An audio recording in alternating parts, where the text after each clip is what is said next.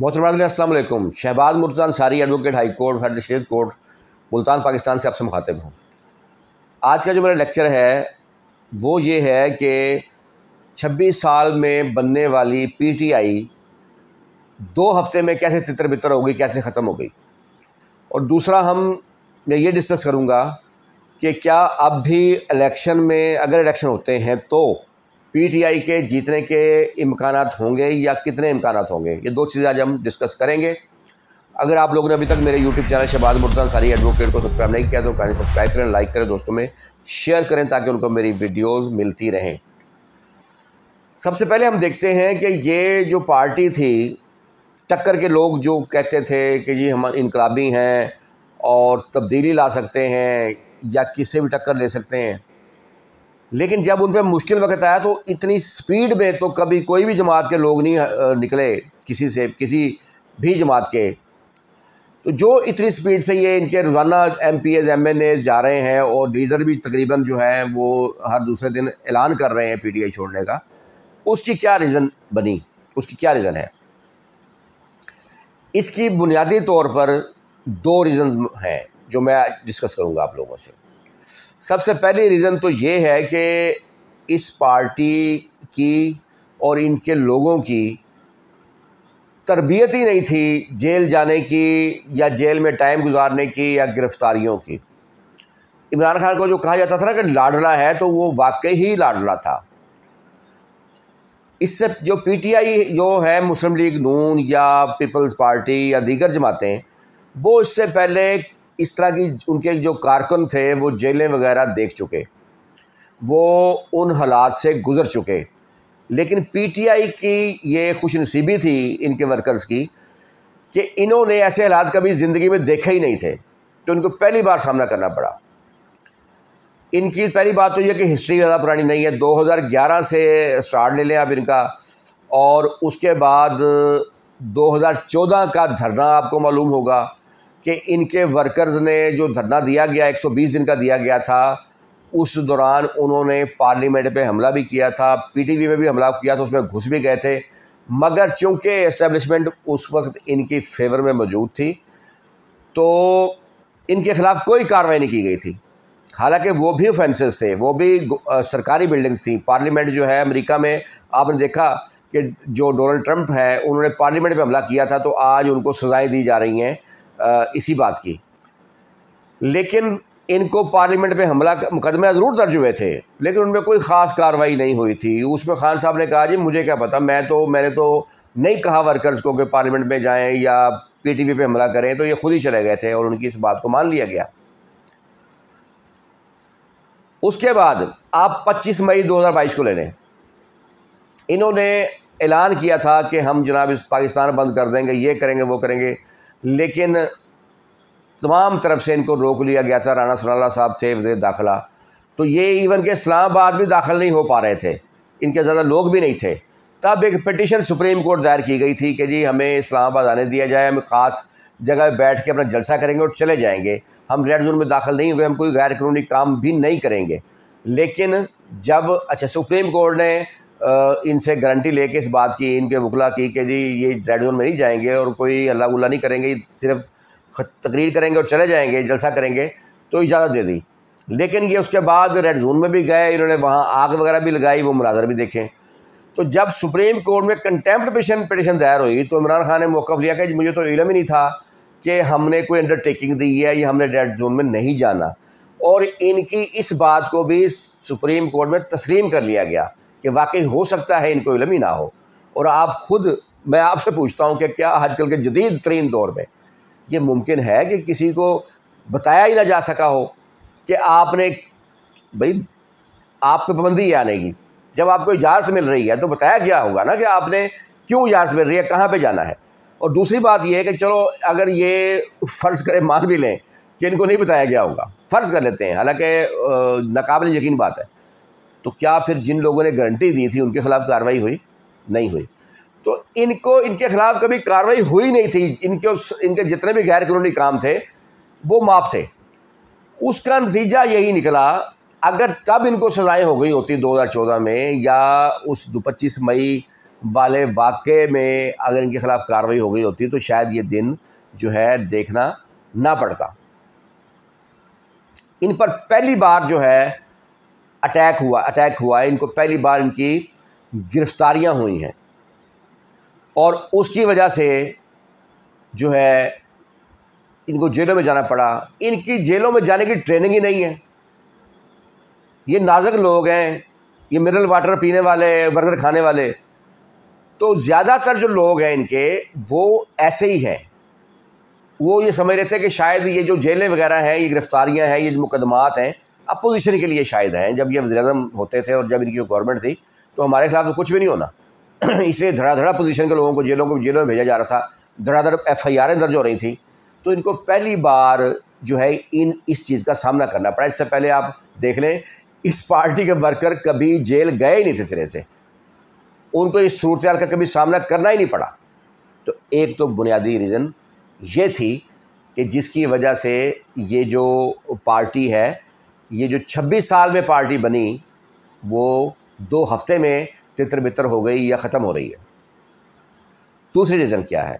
दूसरी रीज़न ये है कि लोगों को भी और इनके लीडर्स को भी एक बात समझ आई कि खान साहब जो हैं इनकलाब के नाम पर ख़ुद को पीछे रख रहे हैं और लीडर्स को और लोगों को आगे कर रहे हैं ढाल बनाने के लिए। ख़ुद जेल से बच रहे हैं जबकि इनके वर्कर जेलों में पड़े हैं और ये जो है लीडर्स। अब आप सबसे पहले तो कुछ दिन पहले जो इन्होंने 9 मई के से पहले जेल भरो तहरीक का एक ऐलान किया था, आपको याद होगा। खान साहब बड़े सुकून से घर बैठे थे और जनाब सारे लीडर उनके, शाह महमूद कुरैशी हो गए, असद उमर हो गए, फलां, सारे जेल में। उनको ये बात भी अकल में आई कि ये कैसी जेल भरो तहरीक है कि जो लीडर है वो घर बैठा है, वो गिरफ्तारी नहीं दे रहा, ना देना चाहता है और लोगों को उसने आगे कर दिया और वो बुरी तरह वो तहरीक भी जो है वो नाकाम हुई थी। और दूसरी बात आ जाए कि करप्शन के इल्ज़ाम तो हैं इनके ऊपर, इमरान खान पर, इनकी बीवी पर, फ़र्क होगी पर, वो चाहे तोशा खाना हो, चाहे अल-कादर ट्रस्ट की करप्शन का केस हो, चाहे दीगर केस हो सकता है केसेस झूठे हों, हो सकता है बदनीति हो, लेकिन एक प्रोसेस है ना पाकिस्तान में कि आप ज़मानत करवाएंगे, अबूरी करवाएंगे या गिरफ़्तार होंगे, तफ्तीश में शामिल होंगे, ट्रायल होगा, बरी हो जाएंगे। तो ये चीज़ भी लोगों ने देखी कि ये ख़ुद घर बैठे हैं, करप्शन के इल्ज़ामात इनके ऊपर हैं और वो गरीबों के बच्चे जिन पर करप्शन का कोई इल्ज़ाम नहीं है, वो उनको इन्होंने ढाल बनाया, ख़वातीन को, लड़कों को, यंग लड़कों को अपनी ढाल बनाया। बजाय इसके गिरफ़्तारी देते, बजाय इसके कि मुकदमात का सामना करते, अपनी बेगुनाही साबित करते, इन्होंने उनको ढाल बनाया अपनी और उनको पुलिस के डंडे सोटे मारे खाने के लिए छोड़ दिया। जिन्होंने कोई करप्शन नहीं की वो जेल में, जिस पर इल्ज़ाम है वो कहता है मुझे गिरफ़्तार ना किया जाए। क्यों ना किया जाए? क्योंकि मैं पॉपुलर लीडर हूँ और पॉपुलर लीडर होने का मकसद क्या ये है कि आपको गिरफ़्तार नहीं किया जा सकता? फिर तो किसी को गिरफ़्तार नहीं किया जा सकता। फिर तो नवाज़ शरीफ ने भी बेवकूफ़ी की जो गिरफ़्तारी दे दी थी, फिर मरीम नवाज़ ने भी की, वो भी अपने लोगों से ऐसे कहते निकलें, घर के बाहर बैठें, धरने दें। फजल रहमान के पास कम बंदे हैं, किसके पास नहीं हैं? तो ये चीज़ें समझ आई इनके लीडर्स को भी कि ये ख़ुद अपने आप। फिर एक और जो वाक़या हो गया कि जब इनकी गिरफ़्तारी हुई तो 2 दिन बाद ही सुप्रीम कोर्ट ने उस गिरफ़्तारी को खिलाफ कानून करार देकर रिमांड के दौरान इनकी ज़मानत ले ली। ये भी वाक़या पहले शायद कभी नहीं हुआ था, क्योंकि मैं वकील हूँ और बतौर कानून के तालिब इल्म के पहली बार मैंने एक चीज़ देखी। ये भी चीज़ देखी उन्होंने कि जी इनको तो गुड्डू सुई भी किया गया और इनकी गिरफ़्तारी को भी गैर कानूनी करार दे दिया गया, लेकिन जो बाकी लीडर थे, वो शाह महमूद हो, असद उमर हो, वो फवाद चौधरी हो, दूसरे हों, वो सारे जेलों में और उन पर जो है उनको कोई रियायत नहीं। ना किसी ने पूछा कि उनकी गिरफ़्तारी कहाँ से हुई, कैसे हुई, कानूनी थी या गैर कानूनी थी, वो पड़े हुए थे आराम से जेलों में। तो उनको ये समझ आई बात कि ये करप्शन ये करें और फंसाएं हमें, ढाल हमें बनाएं, ढाल नौजवानों को बनाएं और ख़ुद जेल भरो तरीका ऐलान करें और ख़ुद अपने घर में बैठे और लोग लीडरों को, बाकियों को जेल भेजें। फिर तीसरी बात जो बुनियादी थी कि ये कई लीडर ऐसे थे जो इनको रोकते रहे कि भाई आप खुदा के वास्ते इस्टेब्लिशमेंट से टक्कर मत लें, आपने मुकाबला करना है ये तो फिर आप PDM के ख़िलाफ़ करें। शहबाज शरीफ के ख़िलाफ़ बात कर लें, आप जो है जरदारी के ख़िलाफ़ कर लें, इस्टेब्लिशमेंट से आप वो मुकाबला आएँ, क्योंकि उनसे हमारा मुकाबला नहीं है। लेकिन वो शेर है ना कि बेदर्दा है ना हंजवा दी गई सारी आदत तेरे थे, न तुम ही रोकियाँ रुकदा सी ना ये भी रोकियाँ रुकदे ने। तो इनको वो रोकते रहे और ये नहीं रुके, जिसकी वजह से 9 मई आया और उसके बाद के दिन देखने पड़े। तो उनको ये भी समझ आई कि हम रोकते रहे और इन्होंने ये जो आज हशर हो रहा है ये इनकी वजह से है। तो ये हैं रीज़न्स बुनियादी जिनकी वजह से आज पार्टी जो है, जो 26 साल में पार्टी बनी थी, वो 2 हफ्ते में ख़त्म होती है, आपको दिखाई दे रही है। फिर एक और बुनियादी बात जो होती है वो ये होती है कि किसी चीज़ को बनाने में टाइम लगता है, बिगाड़ने में नहीं लगता। एक इमारत अगर आप 1 साल में बनाते हैं, लेकिन अगर आप उस इमारत को गिराना चाहेंगे तो आप 1 हफ्ते के दौरान गिरा सकते हैं। उसकी क्या वजह है? वजह यह है कि बनाने के असूल होते हैं, गिराने के नहीं होते। गिराया कहीं से भी जा सकता है। तो ये जो दिन देखे खान साहब देख रहे हैं, उसकी बुनियादी रीज़न्स यही थी, अंदाज़े गलत टारगेट और लोगों को ढाल बनाना, ये या बेवकूफ़ बनाना, वो ये था। और आज की जो खबर थी, वो आज नई बात जो आज उन्होंने फरमाई है कि जी मैंने तो किसी को नहीं कहा था कि जी वो जो है एहतजाज करें इस तरह का, और वो तो खुद ही कर रहे थे। तो उन्होंने ये जो एहतजाज वगैरह था ये भी उनके खाते डाल दिया, बजाय अपने जो है ऊपर ये कबूल करते। और फिर उसके बाद से मुसलसल आप देखें कि जी इनकी गुफ्तगू में इनको पता ही नहीं कि मौक़िफ़ लेना क्या है। पहले कहते थे कि जी मुझे क्या पता, मैं तो जेल में था, कि किसने हमला किया। फिर साथ ही फरमा दिया अगर मुझे दोबारा गिरफ़्तार किया गया तो फिर ऐसा रिएक्शन आएगा। अच्छा, फिर इसको भी छोड़ दें, फिर आगे जी के बंदे हमारे नहीं थे, कोई और थे। आप ना सारी बातें छोड़ दें। आप मुराद सईद का वो पैगाम जो है, ऑडियो लीक हुई है, वो मुलाज़ा फरमा लें। वो कह रहे हैं कि जी इस्लामी दुनिया के अजीम लीडर को बुरे तरीके से गिरफ़्तार किया गया और हमने जो जगह आपको बताई थी और जो दिखाई थी वहीं पर जाकर अटैक करें। अब मुझे बताएं, चलें बताई थी तो समझ आती है, मैं कह दूँ जी फ़लाँ जगह दिखाई थी, जुमले का क्या मतलब है? इसका मतलब है कि लोगों को वहाँ ले जाकर दिखाया गया था, पहले ट्रेनिंग कराई गई थी कि ये बिल्डिंग्स हैं। फिर हुआ भी एज़ इट इज़। आप देखें 9 मई को दरमियान में कई सिविल इमारतें आई थी, कई दूसरी इमारतें थीं, लेकिन ख़ास तौर पे जो आर्मी के जो ऑफिसर्स थे या हेडक्वार्टर्स थे या इमारतें थी, जो वहाँ पर अटैक किया गया। वो चाहे GHQ हो, वो चाहे ISI का दफ्तर हो, वो चाहे जो जहाज़ों के खड़े होने की जगह हो, एयरबेस हो।